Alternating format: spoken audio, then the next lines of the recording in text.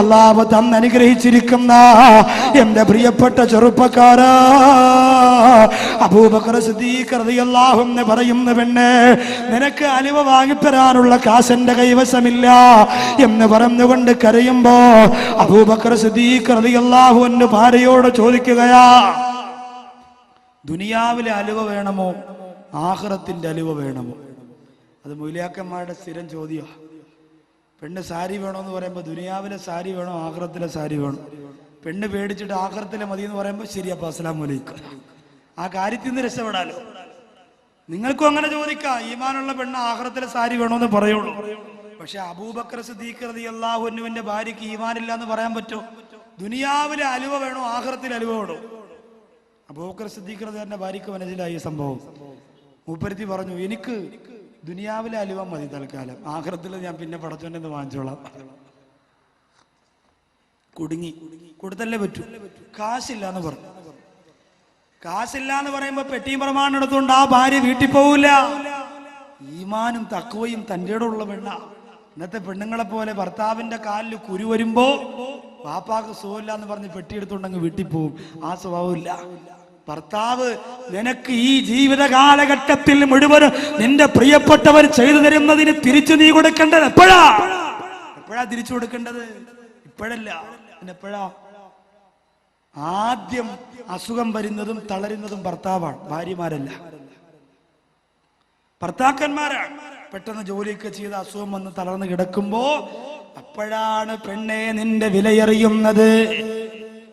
20 വയസ്സു മുതൽ നിന്നെ ഓമനിച്ച് വളർത്തിയ, 20 വയസ്സു മുതൽ നിന്റെ വികാരവും നിന്റെ വിചാരവും പൂർത്തീകരിക്കാൻ നിന്റെ കൂടെ നിഴല് പോലെ നിന്ന ഭർത്താവിന് വേണ്ടി നീ സഹായം തിരിച്ചു ചെയ്യേണ്ടത് ആ ഭർത്താവ് ഒരുപാട് രോഗിയായി കിടക്കുന്ന സമയത്താണ്. അതുകൊണ്ടാണ് അയ്യൂബ് നബി അലൈഹിസ്സലാത്തു വസ്സലാമിന് കിട്ടിയ ഭാഗ്യം കണ്ടോ. അല്ലാഹു നമ്മുടെ ഭാര്യമാരെ സ്വാലിഹത്തുകളാക്കി തരട്ടെ. സുഖത്തിന് വേണ്ടി കൊണ്ടു നടക്കാൻ വേണ്ടി എന്തിനാണ് പ്രിയപ്പെട്ടവരെ ഒരു ഭാര്യ? കൂട്ടുകാരനെ കാണിക്കാൻ വേണ്ടി എന്തിനാണ് ഒരു ഭാര്യ?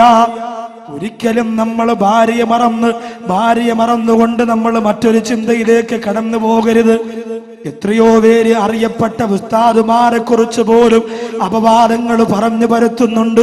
അല്ലാഹുവിനെ സാക്ഷിയാക്കിയിട്ട് മഹർ കൊടുത്തുകൊണ്ട് നിക്കാഹ് ചെയ്ത പ്രിയപ്പെട്ട ഭാര്യയെ വഞ്ചിച്ചു പോകുമെന്ന് പറയാൻ, ഒരാലിമിനെ കുറിച്ച് പറയാൻ എങ്ങനെയാണ്? എന്റെ പ്രിയപ്പെട്ട ചെറുപ്പക്കാരാ, നമ്മുടെ മനസ്സത്രത്തോളം ചീഞ്ഞളിഞ്ഞു പോയോ? അല്ലാഹു കാത്തിരക്ഷിക്കട്ടെ. ഒരിക്കലും അങ്ങനെ പറയരുത്, അതൊക്കെ അപകടമാണ്. അവർക്കൊക്കെ നാശം അവരുടെ ജീവിതത്തിലൂടെ അല്ലാഹു തിരിച്ചു കൊടുക്കുന്നതാ. അയ്യൂബ് നബി അലൈഹിസ്സലാമിന്റെ എല്ലാവരും കളഞ്ഞിട്ട് പോയി. ശരീരം ദുർഗന്ധം വമിക്കാൻ കഴിയാറ് പൊട്ടിനാറിയപ്പോ എല്ലാവരും കളഞ്ഞിട്ട് പോയി. സ്വത്തുക്കളൊക്കെ പോയി, കുടുംബമൊക്കെ പോയി. അവസാനമതാ ആ ശരീരത്തിൽ നിന്ന് ചീഞ്ചലം പൊട്ടി ആ ശരീരത്തെ വെള്ളം ചൂടാക്കിയിട്ട് ശരീരത്ത് വെച്ചു കൊടുക്കുന്ന, ശരീരം തടവി കൊടുക്കുന്ന, ആ ശരീരത്തിന് പോലും അറപ്പ് കൂടാതെ കവിളത്ത് മുത്തം കൊടുക്കുന്ന ഒരു ഭാര്യ, ആ ഭാര്യയായിരുന്നു അയ്യൂബ് നബി അലൈഹിസ്സലാമിന്റെ ഭാര്യ. കാസർഗോഡ് ജില്ലയിൽ വന്ന എന്റെ പ്രിയപ്പെട്ട ചെറുപ്പക്കാരന്റെ ഭാര്യമാര്, അല്ലാഹുവേ നീ എങ്ങനെയാക്കണേ തമ്പുരാനെ. അപ്പോഴാണ് ആവശ്യമുള്ളത്, ആ സമയത്താണ് ആവശ്യമുള്ളത്. അതുകൊണ്ട് പെട്ടെന്ന് തന്നെ അലുവ കൊടുക്കൂലെന്ന് പറയുമ്പോ പെട്ടിയും പ്രമാണവും എടുത്തുകൊണ്ട് ഇറങ്ങിപ്പോകുന്ന സ്വഭാവക്കാരി ആയിരുന്നില്ല അബൂബക്കർ സിദ്ദീഖ് റളിയല്ലാഹു അൻഹുവിന്റെ ഭാര്യ. ക്ഷമയോടുകൂടി കാത്തിരുന്നു. 2 മാസം കഴിഞ്ഞപ്പോ അബൂബക്കർ സിദ്ദീഖ് റളിയല്ലാഹു അൻഹു ഒരു ദിവസം വീട്ടിൽ വന്നപ്പോ മുമ്പിൽ ഒരു പാത്രത്തിൽ അലുവ കൊണ്ട് വെച്ചു കൊടുത്തു. അബൂബക്കർ സിദ്ദീഖ് റളിയല്ലാഹു അൻഹു ചോദിച്ചു, ഇത് എവിടെന്നാ? അത് ചോദിക്കണ്ടേ? എവിടെന്നാണ് ചോദിക്കണ്ടേ? ഭാര്യ തരണത് മുഴുവനും വാരി കയറ്റിയിട്ടാണ് ഹറാമൊക്കെ ചെയ്യാൻ തോന്നുന്നത്. ചോദിക്കണം എവിടെന്നാ? അപ്പുറത്തെ വീട്ടിലെ കോഴിയെ പിടിച്ച് കതവിന്റെ ഇടയിൽ വെച്ച് പൊരിച്ചിഞ്ഞ് തരും. ഭർത്താവ് പറയും, ഓ പെമ്പറന്നൂത്തി എന്ന് പറഞ്ഞ എന്തെന്നറിയില്ല ഉസ്താദ്, ഇപ്പൊ സ്നേഹം കൂടി വരിക, സുബൈദയുടെ കോഴി കുറഞ്ഞു വരിക. അങ്ങനെ കൂടിയിട്ട് കാര്യമില്ല. അങ്ങനെ കൂടിയിട്ട് എന്താ? അപ്പൊ അതുകൊണ്ട് എന്റെ പ്രിയപ്പെട്ടവരോട് പറയാ, ചോദിക്കണം ഇതെവിടെ നിന്നാ? മക്കള് സ്കൂളിൽ പോയിട്ട് വന്നപ്പോ ഒരു ഐസ്ക്രീം കുടിച്ചുകൊണ്ട് വരുന്നു. മോനെ ഇത് വിടുന്ന. ഇന്നത്തെ ചെറുപ്പക്കാർക്ക് ഒരു സ്വഭാവമുണ്ട്, സ്കൂളിൽ പോയിട്ട് തിരിച്ചു വരാനുള്ള വണ്ടിക്കൂലി വാപ്പ കൊടുത്തേക്കും. എന്നാലും ആ വണ്ടിക്കൂലിക്ക് കാമുകിക്ക് മിസ് കോൾ അടിക്കാൻ വേണ്ടി റീചാർജ് കൂപ്പൺ വാങ്ങിച്ചു കൊടുത്തിട്ട് വഴിയിൽ നിന്നിട്ട് വണ്ടി പോണവരൊക്കെ കൈ കാണിച്ചിട്ട് ലിഫ്റ്റ് തരുമോ, ലിഫ്റ്റ് തരുമോ. ഇത് ആട്ടിയുടെ കുറവാ. ഒരു വാപ്പായും വണ്ടിക്കൂലിക്ക് കാശ് കൊടുക്കാതെ മക്കളെ പഠിക്കാൻ വിടൂല. ഇതൊക്കെ കൊണ്ടുപോയി കാമുകിയാർക്ക് ചാർജ് ചെയ്ത് കൊടുക്കും. എന്നിട്ട് റോട്ടി ഇറങ്ങി നിന്നിട്ട് വണ്ടി പോകുമ്പോ അങ്ങനെ കാണിക്കലുണ്ട്. ലിഫ്റ്റ് ചോദിക്കണം എങ്ങനെയാന്നോ, എങ്ങനെ എനിക്കറിയില്ല, എങ്ങനെയാണെന്ന് തോന്നുന്നു എന്റെ ചോദ്യം.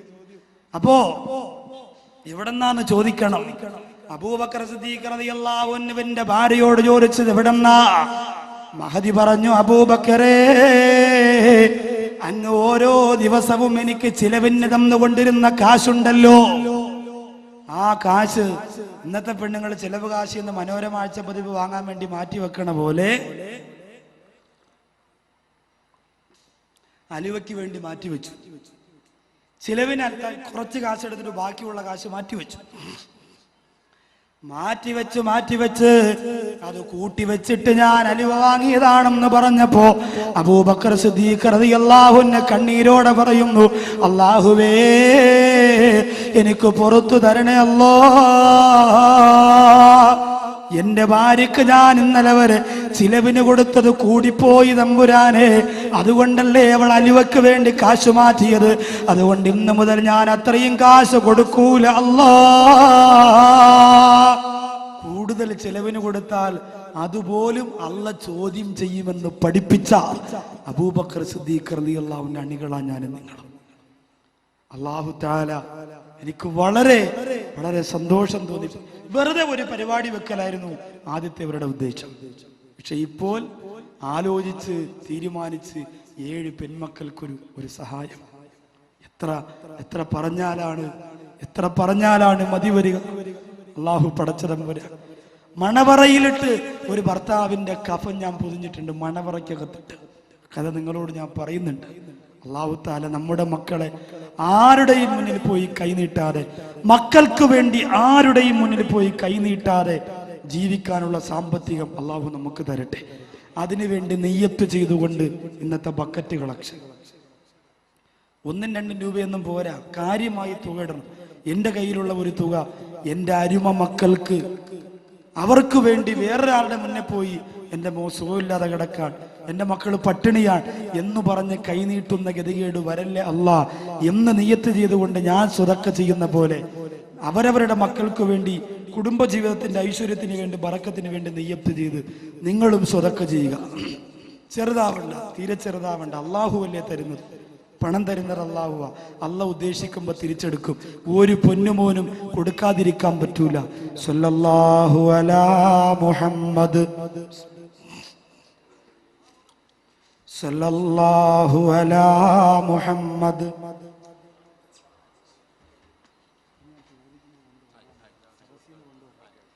അല്ലാഹുമ്മ സല്ലി അലാ മുഹമ്മദ്. അല്ലാഹുവേ, കരുണക്കടലായ രാജസയ്യിദായ പടച്ചവനെ, 7 പാവപ്പെട്ട മക്കളുടെ കല്യാണത്തിന് വേണ്ടി ഈ ബക്കറ്റ് മുമ്പിലൂടെ കൊണ്ടുപോകുമ്പോ 100, 500, 1000 രൂപയായി മുഖം നോക്കാതെ ആരെല്ലാം സ്വതക്ക ചെയ്യുന്നുവോ അവരെ നീ അനുഗ്രഹിക്കണേ അല്ലാ, അവരെ അനുഗ്രഹിക്കണേ അല്ലാ. അവിടെ സമ്പത്ത് അധികരിപ്പിക്കണേ അല്ലാ, അവിടെ വിഷമങ്ങളെ മാറ്റിക്കൊടുക്കണേ അല്ലാ. പടച്ചവനെ, അവരുടെ മക്കൾക്ക് വേണ്ടി ഒരിക്കലും മറ്റൊരാളുടെ മുന്നിൽ പോയി കൈനീട്ടുന്ന ഒരവസ്ഥ നീ കൊടുക്കല്ല റഹ്മാനെ. എല്ലാവിധ സാമ്പത്തിക പ്രയാസത്തിൽ നിന്ന് അവരെ നീ കാത്തുരക്ഷിക്കണേ അല്ലാ. അപ്പൊ അതിന് പോലും അല്ലാഹുവിന്റെ അടുത്ത് ചോദ്യമുണ്ട് എന്ന് മനസ്സിലാക്കി സാമ്പത്തിക വിഷയത്തിൽ സൂക്ഷ്മത പാലിച്ചു പോയെങ്കിൽ, ബഹുമാനമുള്ളവരെ, ഒരിക്കൽ അല്ലാഹുവിന്റെ ഹബീബ് സല്ലല്ലാഹു അലൈഹി വസല്ലമ തങ്ങൾ ബഹുമാനപ്പെട്ട മിസ്അബ് ബിൻ ഉമൈർ റളിയല്ലാഹു അൻഹുവിനെ കാണുകയാണ്. അലി റളിയല്ലാഹു അൻഹു പറയുന്നു, അല്ലാഹുവിന്റെ റസൂലിന്റെ അടുത്ത് ഞങ്ങൾ ഇരിക്കുമ്പോ മിസ്അബ് ബിൻ ഉമൈർ റളിയല്ലാഹു അൻഹു കടന്നു വരികയാണ്. മിസ്അബ് ബിൻ ഉമൈർ റളിയല്ലാഹു തആല അൻഹുവിന്റെ ശരീരം വമാ ബിഹാ അറഖുല്ലാ വലാ അഹ്സനു ലിമ്മത്തൻ മിൻകാ. ആ മിസ്അബിന്റെ ശരീരം കണ്ട് പ്രവാചകൻ പറയുകയാ, മിസ്അബ് റളിയല്ലാഹു അൻഹുവിന്റെ ശരീരത്തിൽ തുന്നിച്ചേർത്തിരിക്കപ്പെടുന്ന വസ്ത്രം കണ്ടപ്പോ, മിസ്അബ് റളിയല്ലാഹു അൻഹുവിന്റെ ശരീരത്തില് കണ്ടം വെച്ച തുണി കൊണ്ട് കോട്ട് വെച്ചിട്ടുകൊണ്ട് വരുന്നത് കണ്ടപ്പോ അല്ലാഹുവിന്റെ റസൂൽ പറയുന്നു, മിസ്അബേ, നിന്നെ പോലെ വിലപിടിപ്പുള്ള വസ്ത്രം ധരിച്ചിരുന്നവര് മക്കയിലുണ്ടായിരുന്നില്ല മിസ്അബേ. നിന്നെ പോലെ വിലപിടിപ്പുള്ള ആഭരണങ്ങൾ, നിന്നെ പോലെ വിലപിടിപ്പുള്ള സുഗന്ധം പൂശിയിരുന്നവര് ഈ മക്കയിലില്ലായിരുന്നു മിസ്അബേ. എന്നിട്ട് നിനക്കിപ്പോൾ ഈ അവസ്ഥ വന്നു പോയല്ലോ എന്ന് പറഞ്ഞുകൊണ്ട് അള്ളാന്റെ ഹബീബിന്റെ കണ്ണ് നിറഞ്ഞൊഴുകിപ്പോരെങ്കിൽ അവരൊക്കെ അള്ളാന്റെ പരലോകത്തിന് വേണ്ടി ജീവിച്ചവരാ, അവരൊക്കെ ആഖിറത്തിന് വേണ്ടി കറ്റപ്പെട്ടവരാ. എന്റെ പ്രിയപ്പെട്ട ഹദ്ദാദുകൾ ഒരുമിച്ച് കൂടിയാ പ്രിയപ്പെട്ട സഹോദരങ്ങളോട് സഹോദരിമാരോട് കണ്ണുനീരോടുകൂടി ഒരു സംഭവം ഞാൻ പറയുകയാ. 7 പെൺമക്കളുടെ കല്യാണത്തിന് വേണ്ടി പണം ചെലവഴിക്കുന്ന, ചോദിക്കാതെ തന്നെ സ്വർണം കൊടുത്തേക്കുന്ന, ആവേശത്തോടെ അടുത്ത വർഷം ഒരു പെൺകുട്ടിയെ, അടുത്ത പെൺകുട്ടിയെ ഞാൻ അതിനുള്ള സൗകര്യങ്ങൾ ചെയ്തു കൊള്ളാമെന്ന് ആവേശത്തോടെ വാക്ക് പറയുന്ന പ്രിയപ്പെട്ട മുസ്ലിമേ, എന്റെ നാടിൻ്റെ അടുത്ത് കിളിമാനൂർ എന്ന് പറയുന്ന ഒരു സ്ഥലമുണ്ട്. ആ സ്ഥലത്തൊരു വിവാഹം കഴിയുന്ന മണവറ.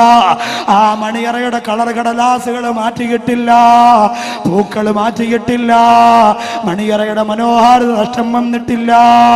അവിടെയാണൊരു മരണം നടന്നത്. ഈ വിനീതനാണ് പൊതിയാൻ വേണ്ടി പോയത്.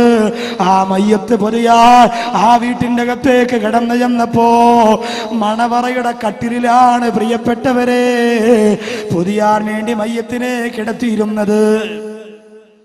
അത്ഭുതം തോന്നിപ്പോ എനിക്ക്. കല്യാണം കഴിഞ്ഞിട്ട് 3 മാസം മാത്രമാണ് ഭർത്താവിന്റെ ശരീരം പൊരിഞ്ഞെടുത്തു കൊണ്ടുവരുമ്പോ പ്രിയപ്പെട്ട ഭാര്യ അവസാനമായൊരു നോക്കുന്ന കാണണമെന്ന് പറഞ്ഞ് മുടിയെല്ലാം വാരിപ്പിരുന്ന് കിടക്കുകയാണ്. ആർക്കും ഒന്നും പറയാൻ കഴിയുന്നില്ല. പാവപ്പെട്ട പൊന്നുമോള് എന്റെ പ്രിയപ്പെട്ട ഇക്ക എന്ന് വിളിച്ചുകൊണ്ട് മയ്യത്തിന്റെ അടുത്തേക്ക് വന്ന് തല ചുവലിടിച്ചുകൊണ്ട് പൊട്ടിക്കരഞ്ഞ് പിടിച്ചുകൊണ്ട് അകത്തേക്ക് പോവുകയാണ്. മയ്യത്ത് കൊണ്ടുവരുമ്പോ 2-3 ഉപ്പമാരെന്നോട് പറഞ്ഞതാ, ശ്രദ്ധയോടെ കേൾക്കണേ, വളർന്നു വരുന്ന ചെറുപ്പക്കാരാ, അല്ലാഹു തരുന്ന പണത്തിന്റെ പവർ കൊണ്ട് എല്ലാം മറന്നുകൊണ്ട് ആനന്ദിക്കുന്ന, ആഹ്ലാദിക്കുന്ന, സുഖിക്കുന്ന, രസിക്കുന്ന യുവത്വമേ, ശ്രദ്ധയോടുകൂടി കേട്ടോ. 2-3 ഉപ്പമാര് പറയുകയാണ്, ഉസ്താദേ, ഇവനതിന്റെ ആവശ്യമുണ്ടായിരുന്നോ? ഞാൻ ചോദിച്ചു, മരണമല്ലേ, അതല്ല കൊടുക്കുന്നതല്ലേ, അവൻ മനഃപൂർവ്വം ചെയ്തതല്ലല്ലോ. അപ്പോഴാണ് ഒരാൾ പറഞ്ഞത്, ഉസ്താദേ, 3 വർഷത്തിൽ കൂടുതൽ യവൻ ജീവിച്ചിരിക്കൂല എന്ന് തിരുവനന്തപുരം RCCയിലെ ഡോക്ടർ സർട്ടിഫിക്കറ്റ് കൊടുത്തതാ. പിന്നെ എന്തിനാണ് അവൻ കല്യാണം കഴിക്കാൻ പോയത് ഉസ്താദേ? പിന്നെ എന്തിനാണ് നിക്കാഹിന് വേണ്ടി ഒരുങ്ങിയത്? കാര്യം അന്വേഷിച്ചപ്പോൾ ആ യുവാവിന്റെ പിതാവ് പറഞ്ഞത്, ഉസ്താദേ, എന്റെ പൊന്നുമോനോട് നമ്മളൊക്കെ പറഞ്ഞതാ, വേണ്ട, കല്യാണം കഴിക്കണ്ടടാന്ന് പറഞ്ഞപ്പോ അവൻ പറഞ്ഞു, ഏതെങ്കിലും ഒരു പാവപ്പെട്ട യതീം കുട്ടിയെ കല്യാണം കഴിക്കാ. ആ പെൺകുട്ടിയുടെ കണ്ണീരുള്ള പ്രാർത്ഥന കേട്ടുകൊണ്ട് അള്ളാഹു എനിക്ക് ആഫിയത്ത് തന്നാൽ, അള്ളാഹു എന്റെ രോഗ്യം മാറ്റി തന്നാൽ ഞാൻ രക്ഷപ്പെടുമല്ലോ. അതിനു വേണ്ടിയിട്ടാണ് ഇറങ്ങിത്തിരിച്ചത്. ഞാൻ ആ പ്രിയപ്പെട്ട ഭർത്താവ്, മരിച്ചുപോയ ഭർത്താവിന്റെ വീട്ടിലേക്ക് ചെന്നു. ഭാര്യയെ ഇറങ്ങി വന്ന് വെളിയിലേക്ക് ആ പെണ്ണിനോട് ചോദിച്ചു, സുന്ദരിയായ പെൺകുട്ടിയാണ്, പാവപ്പെട്ട 16-17 വയസ്സിനകത്ത് പ്രായമുള്ള പെണ്ണാണ്. ആ പെണ്ണിനോട് ഞാൻ ചോദിച്ചു, മരിക്കുമെന്ന് ഉറപ്പുള്ള ഭർത്താവിന് വേണ്ടി എന്തിനാണ് നിക്കാഹിന് സമ്മതിച്ചതെന്ന് ചോദിച്ചപ്പോ ആ പെണ്ണ് പറഞ്ഞ കണ്ണീരിന്റെ കരയുണ്ടല്ലോ. എന്റെ പ്രിയമുള്ളവര്, ഈ പാവപ്പെട്ട നൗഷാദ് വാക്കവിയുടെ കൽബിനെ തകർത്ത് കളഞ്ഞതാ. ഹദ്ദാദ് നഗറില് 7 മക്കൾക്ക് വേണ്ടി സ്വർണം കൊടുത്തവരെ, നിങ്ങൾ ഭാഗ്യവതികളാ. ഹദ്ദാദ് നഗറില് 7 മക്കൾക്ക് വേണ്ടി 6000 കൊടുത്തവരെ, 5000 കൊടുത്തവരെ, 10000 കൊടുക്കുന്നവരെ, നിങ്ങളൊക്കെ ഭാഗ്യവാന്മാരാ. ആ പെണ്ണ് പറയുന്നു, ഉസ്താദേ, എന്റെ വാപ്പ മരിക്കുമ്പോ ഞങ്ങള് 4 മക്കളാണ്, 4 പെൺമക്കളാണ് ഉമ്മാക്കുള്ളത്. വാപ്പ മരിക്കുമ്പോ ഞങ്ങള് 4 പെൺമക്കൾ യതീമീങ്ങളായ, വാപ്പ ഇല്ലാത്ത 4 മക്കളാണ് ഉമ്മാരെ മടിത്തട്ടിലുള്ളത്. അവസാന ഉമ്മയാണ് ഞങ്ങളെ 4 പേരെയും വളർത്തിയത്. ബന്ധുക്കളെ സഹായത്തിനില്ല, കുടുംബക്കാര് സഹായത്തിനില്ല. എൻ്റെ ഉമ്മ വേറെ ഒരു വിവാഹം പോലും കഴിക്കുന്നതിനെ കുറിച്ച് ചിന്തിക്കാറ് 4 പെമ്മക്കളല്ലേ എന്ന് ചിന്തിച്ചുകൊണ്ട് കണ്ണീരോടെ ജീവിച്ചു. എല്ലാ വെള്ളിയാഴ്ചയാകുമ്പോഴും എൻ്റെ ഉമ്മ വീട്ടിൽ നിന്ന് ഒരുങ്ങിയിട്ട് പോകലുണ്ട്. എവിടേക്കാണ് പോകുന്നതെന്നറിയോ? ഓരോ ജുമാ നടക്കുന്ന പള്ളിയുടെ മുറ്റത്ത് പോയിട്ട് എൻ്റെ പ്രിയപ്പെട്ട ഉമ്മ ഷാള് വിരിച്ചിട്ട്, എൻ്റെ പ്രിയപ്പെട്ട ഉമ്മ കർച്ചീപ്പ് വിരിച്ചിട്ട് 4 പെമ്മക്കളാണ്, അവരെ ചികിത്സിക്കണം, അവരെ പഠിപ്പിക്കണം, അവരെ നിക്കാഹ് കഴിപ്പിക്കണമെന്ന് പറഞ്ഞുകൊണ്ട് പൈസ പിരിക്കുമായിരുന്നു. ഓരോ വെള്ളിയാഴ്ചയും ഞങ്ങൾ 4 പേരും കൂടി പൈസ എണ്ണി നോക്കാറുണ്ട്. ചില ദിവസം 850 രൂപ കാണും, ചില ദിവസം 1000 രൂപ കാണും, ചില ദിവസം 350 രൂപ കാണും. അങ്ങനെ പൈസ എണ്ണി എണ്ണി എണ്ണി എണ്ണി എൻ്റെ പ്രിയപ്പെട്ട ഉമ്മ 1ാമത്തെ മോളെ കെട്ടിച്ചു. 3 പെമ്മക്കളുടെയും കല്യാണം. എൻ്റെ ഉമ്മ ഓരോ പള്ളിയിൽ പോയി ഓരോ സംഘടനയ്ക്ക് അപേക്ഷ കൊടുത്തു. ഓരോ നേതാക്കന്മാരുടെ വീട്ടുവളപ്പിൽ പോയിട്ട് അവർ കൊടുക്കുന്ന കാശ് കൊണ്ട് വന്നാണ് നടത്തിയത്. എൻ്റെ വിവാഹപ്രായമായപ്പോ എൻ്റെ ഉമ്മാക്ക് ഷുഗർ ബാധിച്ചുകൊണ്ട് ഉമ്മാടെ വലത്തേക്കാല് പഴുത്തറച്ചിട്ട് എൻ്റെ ഉമ്മാടെ കാല് തുടയുടെ ഭാഗം വെച്ച് മുറിച്ചു കളഞ്ഞു. തിരുവനന്തപുരം മെഡിക്കൽ കോളേജിലെ ഡോക്ടർ പറഞ്ഞു, ഉമ്മ ഇനി ഇറങ്ങി നടക്കാൻ പാടില്ല.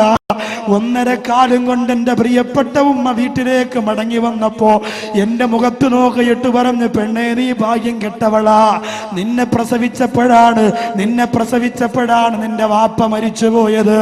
നിന്റെ വിവാഹത്തിന്റെ സമയമായപ്പോ എൻ്റെ കാല് കൂടി പോയല്ലോ, ഇനി എന്ത് ചെയ്യുമെന്ന് പറഞ്ഞ് എൻ്റെ പ്രിയപ്പെട്ട ഉമ്മ ഓരോ ദിവസവും പൊട്ടിക്കരയുമായിരുന്നു.